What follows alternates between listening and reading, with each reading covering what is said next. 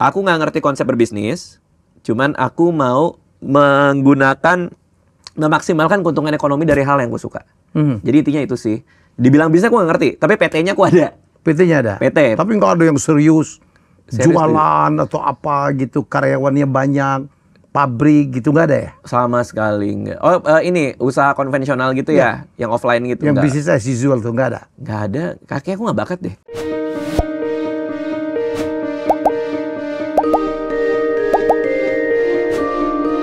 Tamu saya sekarang Raditya Dika. Siapa sih Dulu dia waktu tamu gue dulu zaman Zoom tuh ya. Iya. Zaman Covid. Iya maaf ya, itu kan pas Covid aku nggak bisa dateng. Tapi senang akhirnya bisa datang ke sini. Dan lumayan kaget ya, ternyata tidak ada orang di ruangan ini ya. Gak perlu. Luar biasa loh, ini semua otomatis. Gak ada kita di studio gue, gak ada kameramen. Semua gak ada orang. Gokil, keren banget. Jadi gue gak mikirin THR, gak mungkin ini. Beneran gak ada orang loh ini, kaget gak gue. mikirin di demo-demo gitu. Siap Mas Helmy, makasih udah diundang ke sini. Terima kasih banget. Wih, bukunya. Apa nih? Timun Jelita. Gue tanya tadi, ini yang keberapa lo, buku lo keberapa? Jujur aku udah lupa. 8 maybe gak tahu. Antara sombong sama ingatannya memang gak bagus. Iya, karena udah tua juga. Oh baru 40 udah tua 40. Kenapa sih lu kalau judul buku lu itu ada hubungan sama fauna, sekarang timun gitu? Jujur itu aku juga baru sadar ketika bukunya mau terbit. Iya. Karena begitu nemu judul Timun Jelita ini ditaruh ke publik, baru publik bilang, kok sekarang sayur-sayuran. Iya. Nah itu pas aku baca tuh, oh iya juga ya kok sekarang sayur-sayuran. Itu semua nggak sengaja sebenarnya. Iya. Jadi awalnya itu buku Timun Jelita ini itu karena anakku kan sekolah di daerah Kemang, di daerah Cipete situ. Lalu di grup orang tua murid, mereka bilang, ada nggak orang tua yang mau ngeband di acara sekolah? Oke, terus? Lalu saya sebagai orang tua yang kerjanya cuma weekend, menawarkan diri lah. Raditya gitar, diseriusin sama mereka. Tiba-tiba bikin band lah gua, Mas Helmy, bersama, kan itu sekolah internasional. Ya. Vokalisnya orang Brunei, basisnya orang Korea. Terus? Tiba ibu-ibu semua. Karena terus? yang bapak-bapak udah pasti kerja dong di hari biasa. Kan saya tidak kerja di hari biasa. Akhirnya ngeband. Nggak kerja aja lu kaya banget deh. Waduh. Nggak maksudnya nggak ngantor gitu. Sorry nyelutuk terus. Akhirnya ternyata pas aku naik ke atas panggung itu, Mas Helmy, aku bener-bener ngerasa kayak hidup lagi, main musik lagi. Karena dulu aku main band pas zaman SMA sampai kuliah, dan itu terlupakan mimpi itu. Karena aku ngerasa aku tidak akan bisa kemana-mana dengan musik gitu. Makanya nulis buku. Nah, keturun dari panggung, mendapatkan kebahagiaan bermusik lagi, mulailah beli gitar, terus les musik, bikin lagu, Mas Helmy. Bikin lagu ada 4 lagu. Mau aku keluarin, aku nyari penyanyi, bukan aku yang nyanyi karena suaraku jelek kan. Aku nyanyi penyanyi. Nah, mau aku keluarin tapi aku mikir, Raditya Dika bikin lagu, ciptain lagu, bikin band. Orang mana percaya kan, mana believe orang gue penulis. Oh, kalau gitu gimana kalau gue bikin buku yang menceritakan tentang sebuah band. Lagunya adalah lagu-lagu yang aku ciptain ini. Jadi itu buat jembatannya. Mulailah nulis tentang apa ya? Oh, tentang aku ngambil inspirasi dariku sendiri. Orang 40 tahun yang mimpinya udah dilupain karena harus kerja, harus yang pasti-pasti aja, hidup yang pasti-pasti aja. Ngurus anak. Suatu hari bapaknya meninggal, si orang akuntan 40 tahun. Bukan lulusan STAN tapi dia akuntan 40 tahun. Bapaknya suatu hari meninggal, ninggalin gitar tua. Di saat itu dia sadar bahwa bokap gue tuh meninggal sampai nggak bisa mainin gitar ini lagi. Gue nggak mau suatu hari kayak bokap gue kerja, hidup berjalan gitu ya, tiba-tiba gue tua, gue nggak ngelakuin apa yang gue pengen. Bikin band deh gue. Bikin band, tapi dia nyari di marketplace Facebook. Siapa mau ngeband sama gue? Isinya semua anak-anak muda semua. Begitu ketemu nggak ada yang mau ngeband sama dia karena bau minyak kayu putih. Nggak cocok gitu. Terus? Ketemulah dia sama sepupunya yang masih mahasiswi, umur 21 tahun, Mas Helmy. Mereka berdua lah bikin. Si cowok namanya Timun, si cewek namanya Jelita. Jadilah Timun Jelita nama bandnya. Nah, jadi buku ini secara tidak sengaja waktu itu aku nyari nama cowok yang lucu apa. Ya ketemulah Timun. Untung nggak Temon ya. Kan yang lucu. Mas Temon super lucu masalahnya. Ini di bawahnya Mas Temon. Dulu di film Serangan Fajar juga tokonya anaknya Temon juga tuh ya. Yang Serangan Fajar. Iya dulu, yang ada karya siapa dulu? Ya, lucu yang ngelihat Monas gitu. Terus buku sebelumnya kok binatang semua tuh apa sih? Kalau itu kan karena dulu pas SMA dipanggilnya kambing, aku dipanggilnya kambing karena berantakan rambutnya gitu segala macam. Iya. Terus kenapa? Dan waktu itu aku mau bikin blog, ya kan. Terus makanya kalau kambing doang kan jelek ya, panggilan doang kan jelek. Kambing apa yang 2 kata lucu? Jadilah kambing jantan itu. Ya, terakhir aku cek aku masih jantan waktu itu. Emang sekarang enggak? Jadilah kambing jantan. Oke. Nah, keterusan lah. Buku kedua Cinta Brontosaurus. Iya. Terus ada macam ya. Kuala Kumal. Biasanya rhyme-nya gitu ya. Gimana tuh? Ya, ada rhyme-nya gitu. Al gitu ya. Kakak gitu ya, Kuala Kumal. Marmut Merah Jem MMM. Terus ada ubur-ubur lembur. Ubur-ubur lembur. Iya. Dan itu menjadi apa trademark seorang Raditya Dika. Bahwa ya, gitu, binatang. Judulnya begitu tuh. Betul. Dan dulu tuh masih zaman kita jadi penulis, orang masih secara aktif baca buku pada zaman aku dulu. Kita masih ke mall ngeliat orang buka buku. Sehingga ketika kita ngeluarin buku, kadang-kadang orang nggak tahu aku siapa, tapi tahu bahwa aku menulis buku itu. Sehingga ada tuh masanya tuh, aku dipanggil orang kambing karena ini penulis kambing jantan. Nah, menjadi persoalan. Koala pernah dipanggil koala juga. Menjadi persoalan ketika aku nulis buku judulnya Babi Ngesot. Babi Ngesot. Ini yang babi itu ya? Yang babi, iya saya yang babi itu sih. Enggak, bukan babi dia, ubur-ubur. Ubur-ubur. Ya gitu sih. Jadi ini memang kalau terus terang buat aku ya Mas Helmi, ini adalah comeback aku ke dunia tulis sih. Udah cukup lama hilang ya? Cukup lama. Ngapain aja udah bisnis? Lu punya bisnis nggak sih? Bisnis? Di samping bidang-bidang kreatif gitu. Aku tuh atau tampil-tampil di TV gitu. Iya, aku tuh kayak pebisnis yang buruk ya. Artinya aku nggak terlalu ngerti cara berbisnis. Yang jelas aku melakukan kegiatan ekonomi berdasarkan yang aku suka. Artinya kalau aku suka ngobrol, aku penasaran sama orang, aku bikin podcast, dapat AdSense dari situ. Aku suka stand up comedy, aku jual tiket, dapat duit dari situ. Aku suka nulis buku kan, dapat royalti 10% per buku dari situ. Artinya adalah aku nggak ngerti konsep berbisnis, cuman aku mau memaksimalkan keuntungan ekonomi dari hal yang aku suka. Jadi intinya itu sih. Dibilang bisnis aku nggak ngerti, tapi PT-nya aku ada. PT-nya ada? PT. Tapi nggak ada yang serius jualan atau apa gitu, karyawannya banyak, pabrik gitu, nggak ada ya? Sama sekali nggak. Oh, ini usaha konvensional gitu ya, yang offline gitu. Yang bisnis as usual tuh nggak ada? Nggak ada, kakek aku nggak bakat deh. Semuanya yang ada hubungan dengan creativity? Semuanya nggak ada hubungan dengan kreativitas.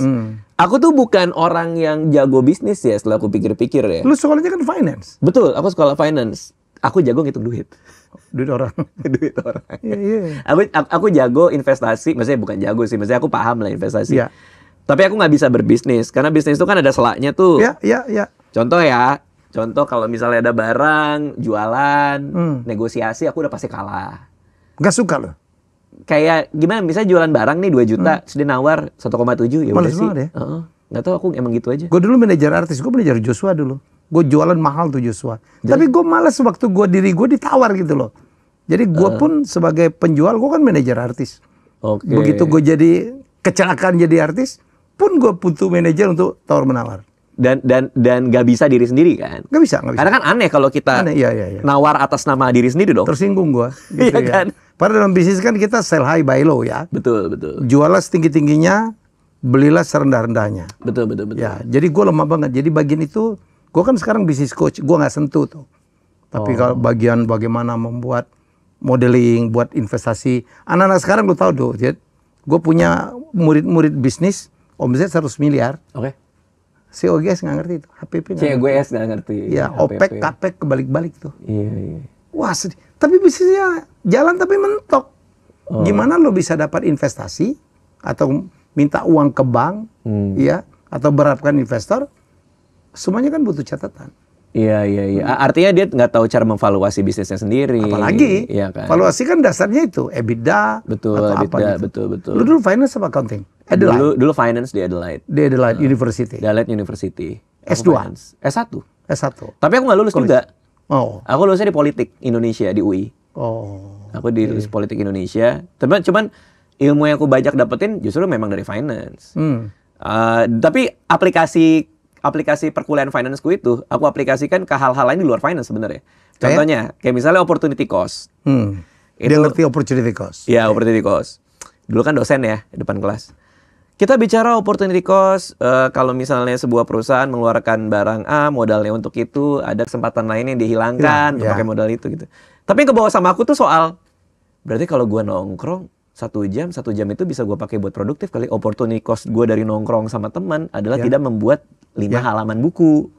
Nah yang itu yang aku bawa dari perkuliahanku. Itu diaplikasiin ya? Iya, sehingga aku super produktif banget orangnya. Artinya hitung-hitungan banget. Hitung-hitungan banget soal waktuku. Kalau misalnya bengong 1 jam, gue nggak bisa bengong kali 1 jam ya. Mendingan gue bikin. Ada opportunity cost yang itu hilang. Dia, itu kebawa. Itu perkuliahan itu kebawa. Soal perilaku organisasi, kan dapat juga tuh satu kelas perilaku organisasi. Organizational behavior. Uang bukanlah faktor motivasi yang paling utama buat para karyawan, tapi aktualisasi diri. Wah, itu ke bawah-bawah tuh. Itu ngelotok tuh. Ngelotok banget. Oh, berarti kalau gue mau karyawan gue perform dengan baik, kita harus ngasih ruang mereka untuk tampil. Tapi di satu sisi gue pribadi kalau mau kerja, ya cari kerjaan yang membuat gue bisa mengaktualisasikan diri gue gitu. Ya perkuliahanku itu yang aku dapat tuh itu. Justru aku lulusnya di politik Indonesia nggak dapat apa-apa, maksudnya nggak yang bisa kau aplikasiin. Belajar kudeta di Thailand itu gimana nih? Kan kalau Thailand kan militer suka kudeta kan. Ya maksudnya kayak ini gimana nih, belajar apa nih gitu. Nah cuman yang ngelotok banget di aku finance-nya itu. Makanya cita-citaku dulu jadi akuntan. Dari SD sebenarnya. Masuk ke finance. Terus aku dengar si Prilly bilang bahwa gue kalau jadi aktor, gue punya cita-cita apa ya gue wujudkan di keaktoran kan, menjadi siapa. Nah ini jadi akuntan di buku ini. Jadi aku ngerasain gimana kalau jadi akuntan nih gitu. Jadi ini satu obsesi lo yang nggak kesampaian jadinya buku. Bener. Jadi duit lagi. Obsesi jadi akuntan sama obsesi main band. Dua-dua di situ. Dua-duanya di situ. Lu tuh jago banget ya ngeliat peluangnya. Hah? Lu orang belum kepikir lu udah bikin. Emang iya ya? Malam minggu mikul apa dulu. Iya. Gila tuh. Gue pikir lu muka lu tuh kan serius gitu loh. Dipotongnya di situ. Gue pikir muka lu kan. Serius banget tuh. Ternyata kok dia jadi komika gitu. Lucu juga. Paling lucu waktu lo diledek sama Dodi tuh. Oh iya, itu kita ledek-ledekan kan. Ketawa Jika, ketawa. Itu gue ulang-ulang dan gue tetap ketawa. Tapi Mas Helmi, aku tuh komedi itu cara aku bertahan hidup sebenarnya. Di sekolah. Karena aku nggak punya teman, persis kayak Mas Helmi bilang, aku anak perpustakaan. Jadi nerd banget ya? Nerdnya absurd sih. Jadi kayak aku tuh bawa pulang buku apa ini apa itu. Aku bawa buku hewan-hewan laut. Aku bawa pas SD. Ngelihat anak SD lain bawa buku hewan laut tuh gimana sih? Maksudnya kayak lu ngapain sih baca-baca hewan laut apa sih? Tapi aku kan orangnya gitu, penasaran banget sama banyak hal. Nah gara-gara itu aku jarang punya teman. Lebih suka berhayal, lebih suka berimajinasi. Merasa nggak punya teman, nggak punya kawan. Hingga suatu hari di rumah nenekku di Ciranjang, Jalan Ciranjang, Kebayoran Baru, ya Kebayoran Baru. Dia ada ini, Mas Helmi, ada rak buku. Terus ada satu di depan, warna putih. Sampulnya putih apa merah, aku lupa deh. Pokoknya tulisannya mati ketawa ala Rusia huahaha. Pernah dengar nggak? Iya dong. Ya, yang gambar depannya orang. Iya. Gitu. Mati ketawa cara Rusia. Cara Rusia. Karena gue potongnya. Habis itu gue nggak punya duit karena gue pokoknya di Kurdistan. Gue bikin tiruannya. Apa? Gelitik tawa cara Amerika. Itu gue yang nulis tuh. Oh, karena yang itu laku. Itu laku. Kita bikin dong epigonnya. Betul. Dulu Hilman bikin lupus. Gue bikin lintar. Aku tahu itu. Ya salah satu jadi ketika musim durian tiba itu. Jadi itu gue karena kayak lu lah kali nyari duitnya begitu tuh. Karena gaji gue pegawai negeri gue kecil banget. Iya. Ya lu dulu jadi gimana? Terus. Oh iya. Udah nih, mati ketawa. Mati ketawa cara Rusia. Mati ketawa cara Rusia huahaha yang gambarnya gitu kan. Lucu banget itu. Lucu banget. Aku bukalah. Suatu hari ada orang Rusia naik pesawat parasut yang gitu-gitu kan. Iya. Orang Rusia Amerika ya gitu kan. Pokoknya orang Rusianya paling sial deh gitu. Iya. Bacain nih Mas Helmi. Terus kok lucu ya, ketawa nih gue gitu. Di sekolah aku ngumpulin orang. Mau dengerin nggak cerita lucu? Datanglah. Lu praktekin. Aku baca, bukan aku baca, aku hafalkan dan aku praktekin. Suatu hari ada orang Rusia, tapi orang Rusia aku ganti. Anak sekolah itu. Anak sekolah ini dan ini dan ini. Pokoknya sekolah kita kan, Tarakanita dulu. Terus kadang orang Indonesia, aku bilang, ketawa Mas Helmi. Orang-orang ketawa, dicari gue. Setiap istirahat, lagi dong. Jadi aku ngerasain yang namanya cerita depan orang dan mata orang berbinar-binar dan nagih itu. Di saat itu aku tahu komedi adalah cara aku bertahan hidup, buat dapat temen, buat disukain orang. Mau nyari duit juga. Sampai sekarang nyari duit gitu. Tapi awalnya dari itu, makanya Mas Helmy bilang, mukanya lu serius banget. Iya. Karena komedi bukan bakat aku. Komedi itu kebutuhan aku untuk aku lakuin supaya aku punya temen gitu. Nah makanya aku belajar berkomedi. Tapi yang dari anekdot itu, aku belajar banyak hal sih. Anekdot nih, udah nih cerita. Anak paling kaya di sekolah itu, di SD Tarakanita 2. Itu ngeliatin di pojokan. Bapaknya itu yang bawa perusahaan minuman, aku nggak usah sebut lah, dari Amerika lah. Itu dia distributor buat Indonesia. Jadi orang kaya berat nih. Ngeliatin aku, terus dia manggil temennya. Terus dia ngomong-ngomong ke temennya, aku lagi sama teman-teman, datang satu orang yang dia suruh itu. Dika, si ini mau ngajak lo ke rumah dia hari Sabtu. Gitu. Bilang sama dia gue mau gitu. Ada messengernya. Saking kaya itu anak. Dia punya orang suruh. Terus. Untuk menyampaikan pesan. Ini merpatinya dia. Merpatinya dia. Bilang gue mau. Mas Helmy, aku diajak ke rumah dia. Gara-gara gue lucu. Diajak ke rumah dia. Terus kita makan. Diajak ke rumahnya di Kuningan. Wow. Anaknya sekarang, aku nemu lagi dia di Friendster dulu. Anaknya udah di Amerika. Komplek Menteri? Komplek Menteri? Enggak, di Kuningan komplek Menteri. Bukan. Aku nggak tahu, karena masih kecil ya. Aku nggak terlalu paham itu apa. Pokoknya rumahnya gede banget di Kuningan. Masuk ke Kuningan, yang aku inget di kamar tidurnya itu ada akuarium. Itu juga absurd buat aku. Kenapa orang tidur sama ikan? Itu juga saking kayanya kali ya. Terus. Ngobrol. Lapar nggak? Lapar. Itu ada 5-7 anak lah. Lapar nggak? Lapar. Makan kita sekarang. Dia bilang gitu. Pergilah kita sama mobilnya sama supirnya. Pergi kita ke Planet Hollywood sebelah Kartika Chandra. Yes. Itu tempat itu. Dulu kan gaul banget ya. Iya dong. Iya kan? Itu keren lah. Itu keren kan? Lagi top-topnya Sylvester Stallone segala macam ya. PS belum ada. CNC belum ada. Iya. Itu mah udah keren banget. Jadi aku terkejut-kejut tuh dibawa ke situ tuh. Bawa ke sana Planet Hollywood. Makan dia bilang. Coba Dika ya. Ada yang lucu nggak? Ditanggap loh jadi. Gue kayak badut kerajaan gitu loh. Jester jadi. Jester ya kata. Udah ketawa-ketawa. Dibeliin kaos Planet Hollywood Mas Helmy. Wow. Itu yang dipajang itu. Bawa satu. Pulang ke rumah gue bawa itu. Bawa itu. Sampai nyokap juga kaget nih, kamu dari mana? Tiba-tiba anak kecil bawa kaos Planet Hollywood. Aku ceritain lah semua. Nah, gara-gara itu Mas Helmy, aku jadi lebay, jadi berlebihan. Besoknya di sekolah, aku tahu dia sukanya ketawa kan. Mulai lebay lah aku ngelawaknya. Mulailah aku ngeledekin dia, ngerosting dia. Soal kekayaan dia. Kayak lu mah enak ya, mungkin lu lagi bakar duit kemarin gitu. Terus dia diam aja ngedengerin. Suatu hari Jumat, aku lagi naik tangga tuh di SD. Tiba-tiba ada teman kita lah, satu geng kita. Nyamperin. Dik, Sabtu kan ke rumah ini lagi jadi nggak gitu? Sabtu? Iya Sabtu kan kita kan mau ke situ. Oh lo nggak diajak ya?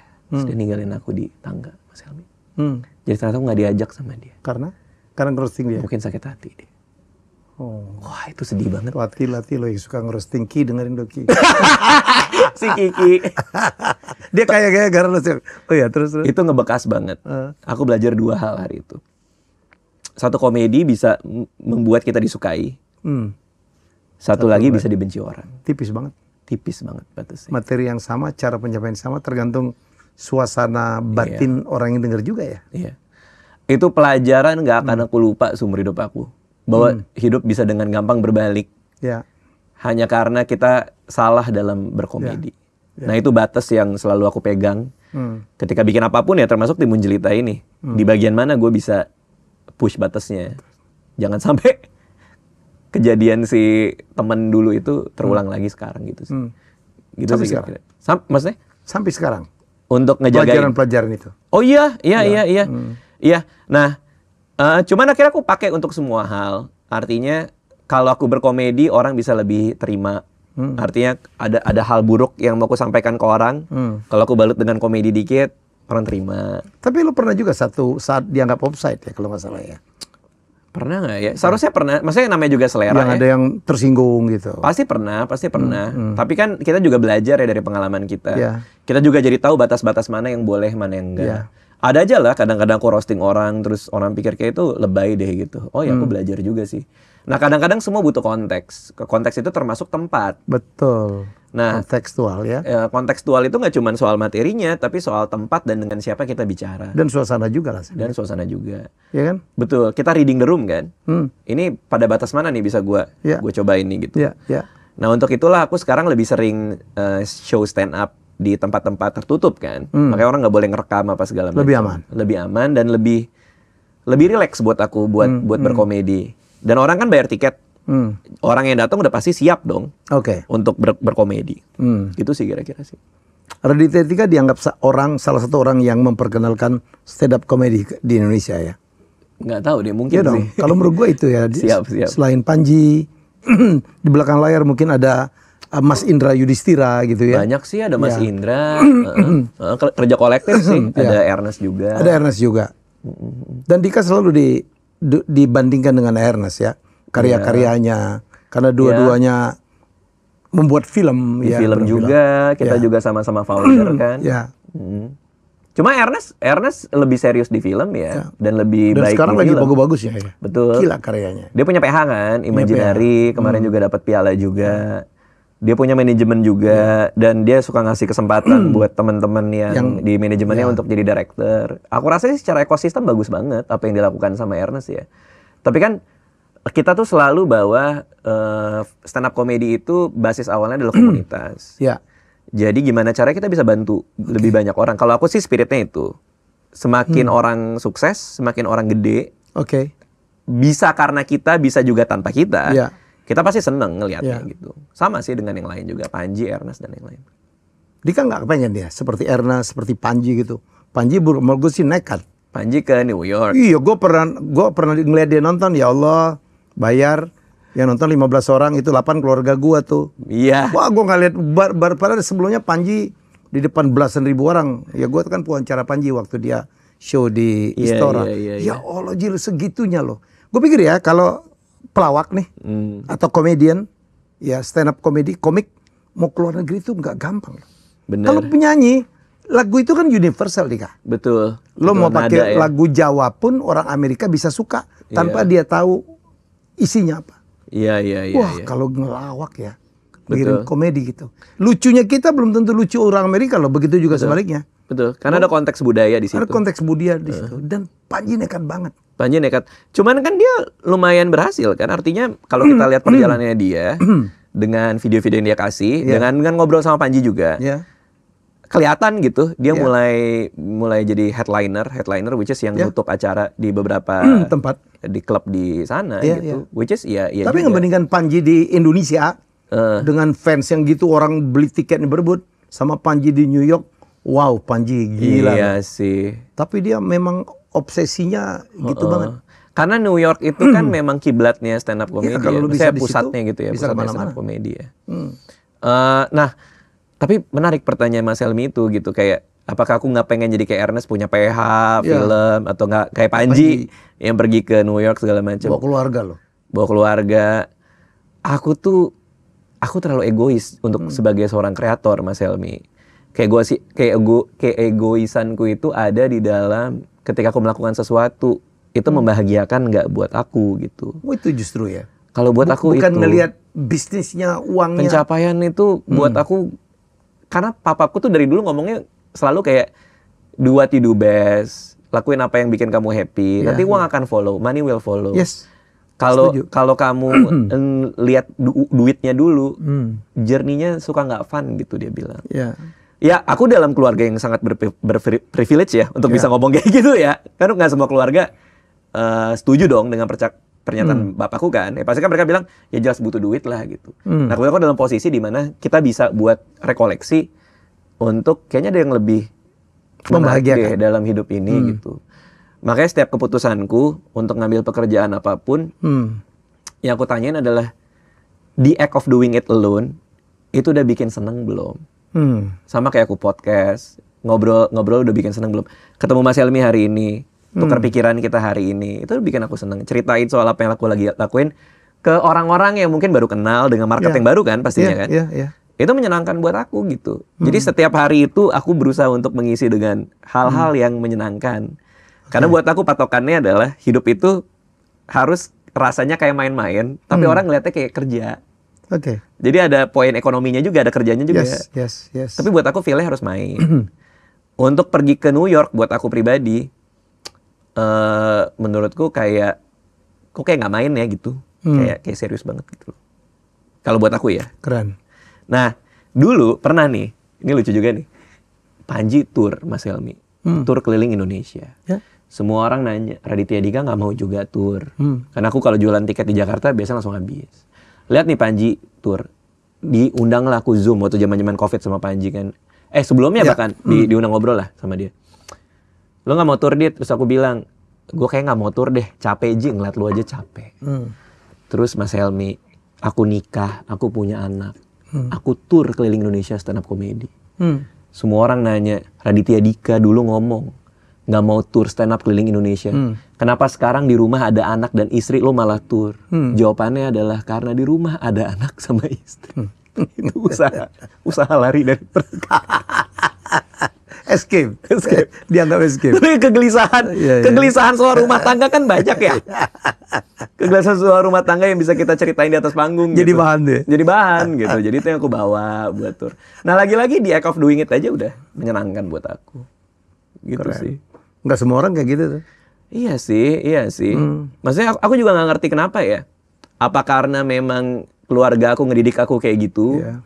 Artinya, itu privilege sebenarnya sih. Iya, banget sih. Privilege lah. Aku menyadari dengan sepenuh hati. Semua orang tua ngomong, lo harus cari duit, lo harus bisnis. Tadi pagi gue sharing ya, gue kan business coach di Bekasi, murid gue. Gue bilang, rumus hidup itu, kalau lo bisnis jangan nyari duit, tapi carilah customer, pertahankan customer. Karena kalau customer lu nggak bertahan, nggak lari, duitnya nggak bakal datang. Benar. Iya, jadi kalau kita fokus di uang, customer bisa lari. Gitu. Jadi menurut gue sih dari sisi lain sih begitu ya. Iya. Kita kan cuma ngejar duit, kita kejar duit. Iya. Gitu. Lagian bersaing. Lagian kalau kita pikir ya, kadang-kadang duit itu apa sih gitu? Ya. Duit itu kan kita dapat duit kalau kita menukar nilai kan. Oke. Money is a byproduct of value kan. Yes. Artinya kan value-nya dulu dong. Iya, value-nya dulu dong, jangan duitnya. Iya. Duit itu konsekuensi menurut gue. Betul. Dari dulu gue berusaha gitu. Sama. Gue berbisnis tidak akan pernah bohongin orang, nipu orang, mencelakakan orang. Kalau bisa kasih value. Ngomong itu dong. Gue kemarin ngelihat, belum nonton gue yang Netflix. Di komen Netflix. Catatan Harian Menantu Sinting. Itu film layar lebar sih, tapi masuk ke Netflix. Ada ceweknya lagi di depan gitu. Ariel Tatum. Ariel Tatum. Iya, Ariel Tatum. Lo tahu dong kalau orang denger Ariel Tatum. Ariel Tatum. Tapi itu bukan karya lo ya? Aku main doang di situ. Main doang. Itu film tentang pasutri Batak yang sedang berusaha punya anak. Tapi ibunya kayak buruan dong, cepetan dong gitu. Jadi kita ngomongin persoalan itu. Makanya namanya Catatan Harian Menantu Sinting. Ya itu menjadi seorang menantu aja gitu. Gimana sih pusingnya jadi menantu. Cukup banyak yang nonton kemarin. Aku nggak terlalu tahu sih. Kayak 800 maybe, I don't know. 800 sih kayaknya. Hampir sejuta sih oke. Iya. Terus habis itu di Netflix ya. Netflix cukup ramai gue lihat ya. Trending peringkat 1 selama beberapa minggu sih. Wah, nanti malam gue nonton. Siap. Jadi catatan harian Catatan Harian Menantu Sinting. Itu dari buku juga. Buku siapa? Buku Mbak siapa ya? Mbak Rosa ya kalau nggak salah. Aku lupa deh. Oh gitu ya. Kemarin aku undang sih. Tapi agak-agak ipar adalah maut ya. Lagi tren-tren kayak gitu. Iya. Cuma masalah ini nggak ada ipar yang menghancurkan semuanya. tidak ada ipar yang bermasalah di film ini sih. Gitu. Tidak ada ipar. Suka bermain, tidak memainkan karya sendiri. Suka karena aku percaya sama direkturnya Pak Sunil Soraya. Karena aku lihat juga sih yang ngedirect Pak Sunil, skripnya juga aku suka, ceritanya menarik dan jauh banget di hal yang biasa aku lakuin di film itu. Aku berperan sebagai orang namanya Sahat. Aku merasa menyenangkan sekali karena aku ngelakuin hal yang gak aku lakuin. Ngerokok, aku tidak merokok. Jadi aku di training khusus untuk rokok. Dan itu juga kayak pengalaman kaku baru. Kaku banget. Sampai harus di training sama Ariel Tatum juga. Rokok yang kita pakai itu rokok prop. Kita impor dari Inggris. Rokok prop jatuh. Bukan rokok beneran. Bukan rokok beneran. Lu nggak mau, nggak suka? Nggak bisa. Nggak bisa aku. Saya juga nggak merokok. Terus tapi itu awal latihan bodoh banget sih. Kayak ini rokok nih. Gimana? Dulu aku sebenarnya pernah nyoba, tapi nggak sampai kayak bertahun-tahun juga sih. Terus ini rokok, terus udah nggak tahu caranya kan. Gimana caranya? Nah itu bodoh banget pas latihan, karena rokoknya di sini, akunya ke rokok gini. Gitu. Bukan trik sih deh. Saking malesnya kali jadi orang ya. Terus ketawain orang-orang, nggak bisa Radit. Itu dari tangan lo rokoknya ke bibir. Oke, itu juga bodoh tuh. Jadi kayak gini. Rokoknya nyuap. Itu juga salah dia bilang. Ini gimana sih yang bener?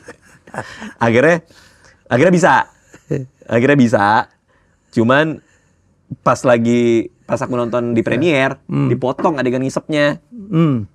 Kayak mungkin nggak tahu deh apa soal umur, boleh soal apa. Ya mungkin nggak boleh kali kalau untuk karena tentang umur ya. Ya bukan itu karena rokoknya. Iya. Karena rokoknya kan ada kan aturan tentang rokok kan. Oh sama sekali nggak boleh gitu maksudnya? Iya kan kayak iklan aja rokok kan nggak boleh kelihatan rokoknya, nggak boleh kelihatan ngerokoknya. Ya akhirnya aku malah taruh gini doang. Iya. Ya kalau nggak boleh isap ya minimal taruh sini lah bagaimana. Ya, maksudnya kayak aneh banget gue jalan-jalan begini doang gitu loh.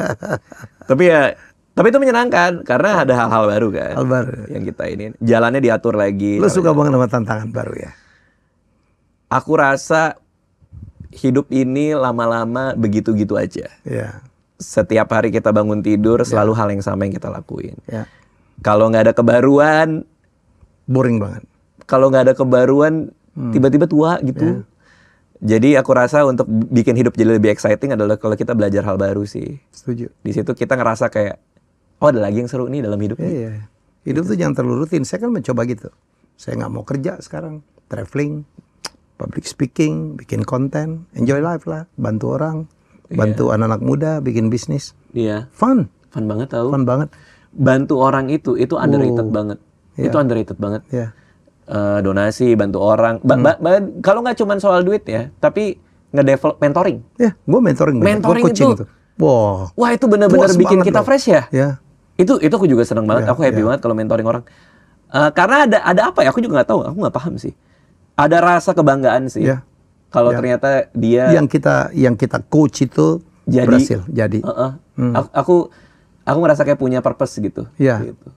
Saya ingat seorang Glenn Fredly ya, mendiang ya, yang menurut gue sih dahsyat banget. Ya. Ya, jadi dia mentoring penyanyi-penyanyi muda, ya, kan tahu kapan idealis, kapan komersial. Saya bilang Glenn itu nggak tergantikan, termasuk berjuang dulu waktu gue dicampakkan dari TVRI. TVRI dulu itu ya. Wah, dia belain gue luar biasa. Iya, kalau menurut gue sih Radit, saya pikir agak-agak kayak begitu juga ya. Bagaimana harus kadang kan menginspirasi banyak orang. Ya. Iya, Tanpa siap. kambing jantanmu segala macam, mungkin nggak muncul ya genre yang aneh-aneh nih cerita apa. Ada yang nonton banyak. Gue nonton mana yang di Australia itu ya? Malam Minggu Miko. Malam Minggu bukan yang film? Kambing jantan. Kambing jantan. Ya Allah, apa sih cerita? Tapi anak gue ngakak-ngakak ketopa. Ini ngetop. Betul. Ya begitulah. Cuman ya waktu itu pernah ada orang yang mention aku di Twitter. Bilang, Bang Radit, gara-gara Bang Radit aku bikin buku ini. Terus aku quote tuh, aku RT dulu, zaman RT tuh. Aku retweet, aku bilang, tapi gua jadi nulis buku gara-gara Dewi Lestari. Aku bilang. Di retweet sama Mbak Dewi Lestari. Itulah lingkaran inspirasi. Tidak pernah putus, dia bilang. Itu aku kengiang-ngiangnya sampai sekarang. Apapun yang kita lakuin tuh bisa nggak putus ke orang-orang. Entah siapa lagi yang jadi sesuatu gara-gara apa yang kita lakuin kan. Itu aja sih yang kadang aku pikir sih. Oke, Dit, mungkin terakhir lagi ngerjain apa sekarang? Sekarang lagi buku ini aja, Timun Jelita judulnya. Itu tergantung ini tayangnya kapan sih, tapi seharusnya sih by the end of December udah rata. Lagi dibikin lagi filmnya? Oh enggak. Kita buku aja. Buku sama lagu-lagunya. Jadi makasih Mas Helmi udah ngundang, udah bisa membicarakan buku ini juga. Siap Mas Helmi. Ini untuk gue nih. Gue baca. Siap. Kalau gue baca warnanya pink ini di muka umum. Dipilok aja Mas Helmi. Pilok aja.